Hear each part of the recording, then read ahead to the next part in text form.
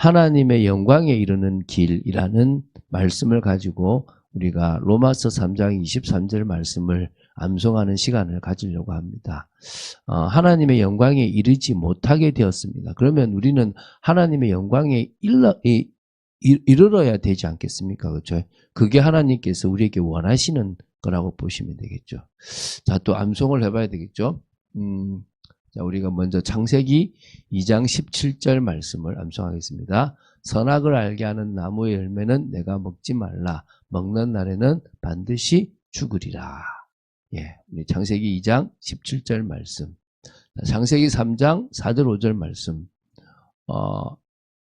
뱀이 이르되 너희가 결코 죽지 아니하리라. 너희가 그것을 먹는 날에는 너희 눈이 밝아져 하나님과 같이 될 줄을 아심이니라. 예, 창세기 3장 4절 5절 말씀. 조금 헷갈리네요. 예, 그 말씀입니다. 오늘 볼 말씀이죠. 로마서 3장 23절 말씀. 모든 사람이 죄를 범하였음에 하나님의 영광에 이르지 못하더니 로마서 3장 23절 말씀. 계속 암송해 나갑니다. 저도 이렇게 가능하면 안 보고 하려고 이제 하고 있고요. 그리고 계속 그걸 제 걸로 만들려고 하고 있습니다. 그리고 그 시간을 통해서 우리가 좀 더 하나님의 말씀을 우리 마음에 새기는 축복의 시간 되었으면 좋겠습니다. 자, 사단의 역사를 아는 성도가 중요하다 그랬죠. 사단을 겁낼 필요는 없습니다. 그러나 사단을 무시해서는 안 됩니다.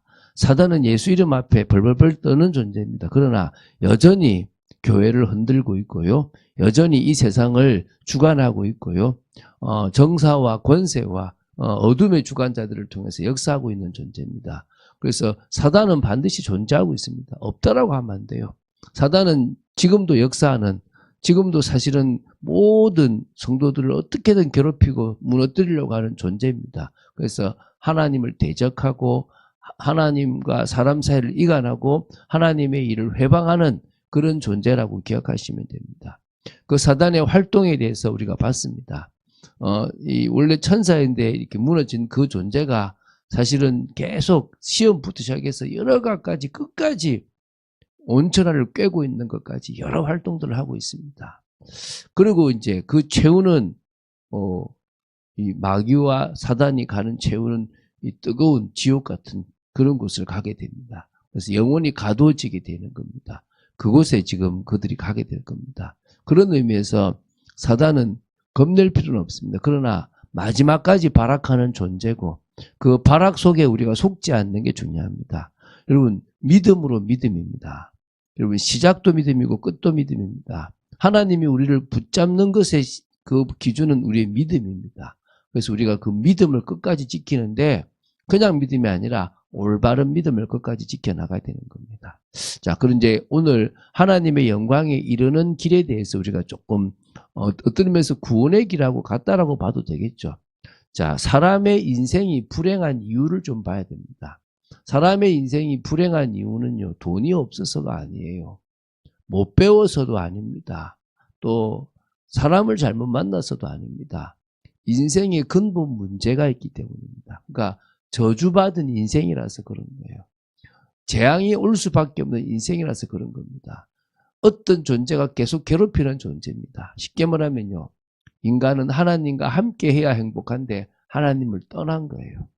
하나님을 떠났다는 게 근본 문제예요.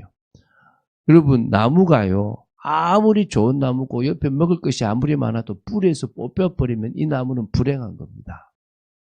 그렇죠? 그것처럼 사람은 하나님과 함께 해야 가장 행복하고 살아갈 수 있는 존재인데 하나님을 떠나버렸어요. 그게 가장 사람이 불행한 이유입니다. 왜 떠났느냐? 죄 때문이에요. 모든 사람이 죄를 범하였으면 하나님의 영광에 이르지 못하더니 그러잖아요.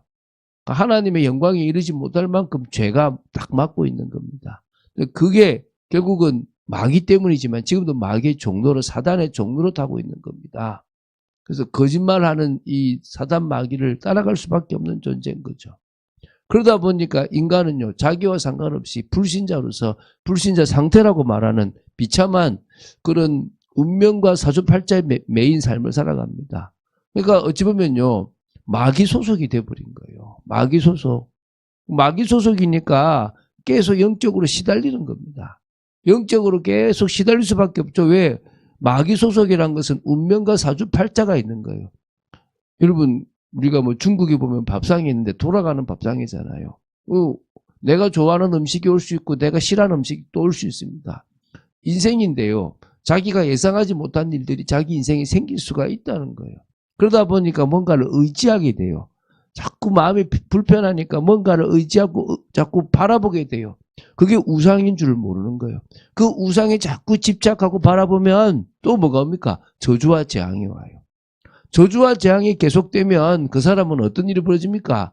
계속 스트레스를 받고 불안하고 뭔가 되는 일도 없고 열등감 속에 빠지고 막 허무 속에 빠지고 여러 일들이 생기겠죠. 그게 계속되니까 이제 육신의 질병까지 와요. 또 사고가 나서 고통이 오든 스트레스로 그 육신의 질병이 오든 고통이 오는 겁니다. 그럼 그렇게 살다가 결혼해서 또 부부끼리 싸우고 자녀 때문에 힘들고 뭐 여러 가정 일로 힘들다가 또 세상 일로 힘들다가 결국은 죽잖아요. 죽으면 어디 갑니까? 마귀가 가는 그곳에 가게 되는 거예요. 얼마나 비참합니까? 그리고 이제 뭡니까? 영적 유산을 자식한테 물려주니까 자식은 또 그것을 영적 대물림을 받아서 아버지처럼 살고 싫고 어머니처럼 살기 싫었는데 똑같이 그런 인생을 또 살아가는 거예요. 그리고 사람은 불행할 수밖에 없습니다. 한마디로 하나님을 떠나서 그런 거예요. 여러분 한 3살, 4살 되는 애가 엄마를 떠났다고 생각해 봐요. 세상 속에서 혼자 내버려졌다고 생각해 봐요. 그런데 마침 앵벌이 같은 사람이 그 아이를 낚아챘다고 생각해 봐요. 얼마나 불행한 겁니까? 인생 자체가 다 꼬였지 않습니까? 동일한 거예요. 우리가 하나님과 함께하며 행복해야 될 존재가 사단에게 속아서 사단의 종로로 타고 있다면 얼마나 비참한 인생입니까? 그 속에서 계속 인생을 살아가는데 몸부림은 몸부림대로 치는데 안 되는 거예요. 그래서 사람은요, 하나님을 만나야 되는 겁니다. 이게 행복한 비결입니다. 다른 거 없습니다. 그런데 이 하나님을 만나는 방법은 인간의 노력으로는 한계일 수밖에 없어요. 우리가 보통 말하는 종교, 또 뭐 있습니까? 선행, 철학, 그 외 열심들 다 똑같은 거예요. 그 어떤 것으로도 안 되는 거예요. 종교는 결국은요, 더 많은 귀신들을 불러오는 거고요. 선행은요, 우리의 의는 더러운 옷 같다는 거예요. 철학은 헛된 속임수예요. 그 어떤 것도 진리가 될 수 없고 답이 될 수 없고 하나님께로 가는 길이 될 수가 없습니다. 그래서 하나님 만나는 유일한 길을 열어주신 거예요. 예수 그리스도잖아요. 우리가 이분을 통해서 하나님을 만나는 겁니다. 예수님께서 그리스도로서 이 땅에 오셔서 제사장으로서 제 문제를 해결하셨고 왕으로서 사단의 일을 멸하시고 우리를 통치하십니다. 그리고 선지자로서 하나님 만나는 길을 열어주셨습니다. 우리는 예수 그리스도를 나의 구주, 나의 하나님으로 모심으로 말미암아 내 인생이 아니라 주님의 인생임을 고백함으로 말미암아 정말 복된 인생을 살아갈 수가 있게 됐습니다. 하나님을 만남으로 말미암아.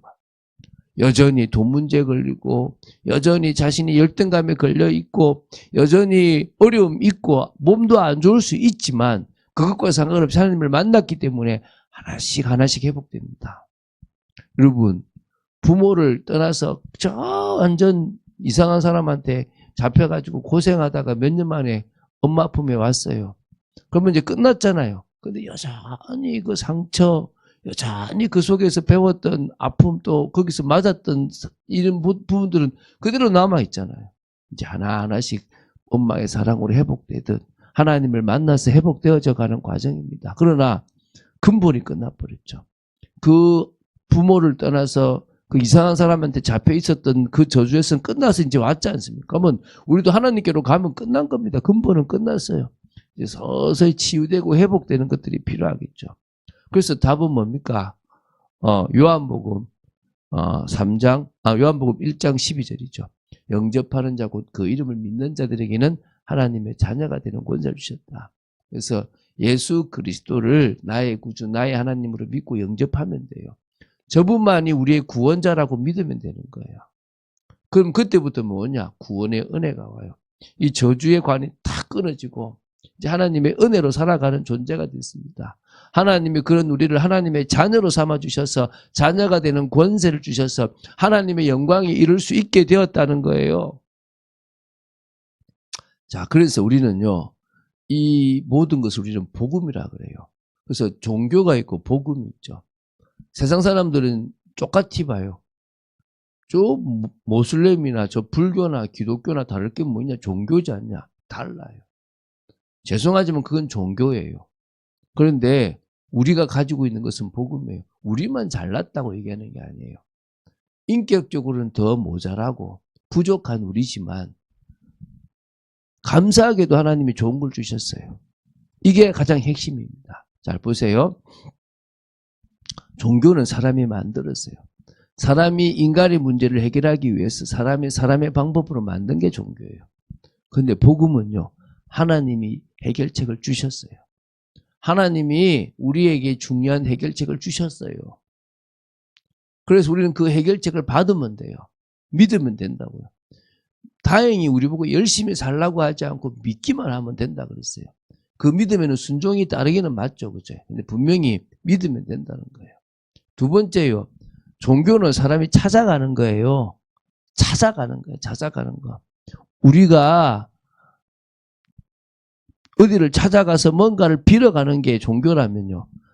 복음은요. 하나님이 찾아오셨어요. 하나님이 아브라함을 찾아오셨고 하나님이 우리를 찾아오신 거예요. 그래서 우리는요. 감사하게도요. 막 열심히 있어 해야 되는 게 아니라 제대로 된 믿음으로 하나님 앞에 나아가면 되는 겁니다. 종교는요. 행위가 기준이에요. 너 똑바로 못 살았네. 이게 기준이에요. 근데 복음은요. 믿음이 기준이에요. 그럼 너 구원받았으니까 다르네. 이게 너 좀 있으면 바뀌어지겠네. 이게 기준이에요. 이게 우리는요. 감사하게도 하나님으로부터 이 복음을 받게 되는 거예요. 하나님의 이르게 되는 복음 예수 그리스도를 믿게 된 거예요. 오늘 이 사실을 믿고 믿음으로 서는 여러분 되시기를 주 예수 그리스도 축원드립니다. 자, 다시 한번 로마서 3장 23절 말씀 우리가 암송하겠습니다. 모든 사람이 죄를 범하였으며 하나님의 영광에 이르지 못하더니 로마서 3장 23절 말씀. 우리가 이 말씀을 또 암송하면서 우리는 죄 때문에 하나님의 영광에 이르지 못했구나라는 사실을 기억하고 정말 하나님께로 나아가는 참 축복을 누린 여러분 되시기를 예수님 축원드립니다. 주는 그리스도시요 살아계신 하나님의 아들이심을 고백합니다. 오늘 말씀 속에 있는 저희들 되도록 지켜주시고 하나님의 역사가 있도록 지켜주시고 하나님께 이르는 이 영광에 이르는 이 엄청난 비밀을 아는 저희들이 되도록 지켜주시옵소서. 주 예수 그리스도 이름으로 기도드립니다. 아멘.